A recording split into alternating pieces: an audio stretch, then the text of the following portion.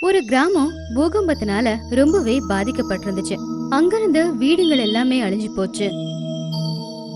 ஒரு கிராமமே பாலைவனமா மாறி போச்சு.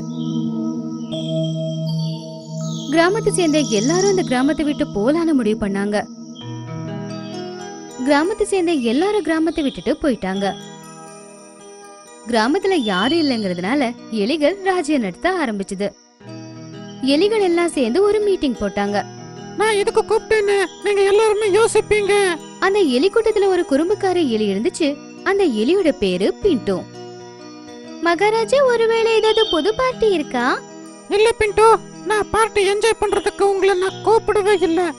முக்கியமான விஷயத்த பேசதான் நான் உங்களை கூப்பிட்டேன். இதுக்கு முன்னாடி அங்க எங்கன்னு சுத்துக்கிட்டே இருந்தோம். ஆனா இப்ப எல்லாருக்குமே வீட்டு ஏற்பாடு நான் பண்ணி வச்சிருக்கேன். நீங்க என்ன சொல்ல நினைக்கிறீங்க மகாராஜா? கொஞ்ச நாட்களுக்கு முன்னாடி பூகம்பம் வந்துச்சுல்ல, அப்ப எல்லாருமே அவங்க வீட்டை விட்டுட்டு ஓடி போயிட்டாங்க. அந்த வீட நம்ம வீட மாத்திக்கலாம். இதுக்கு ஒத்துக்கிறீங்களா?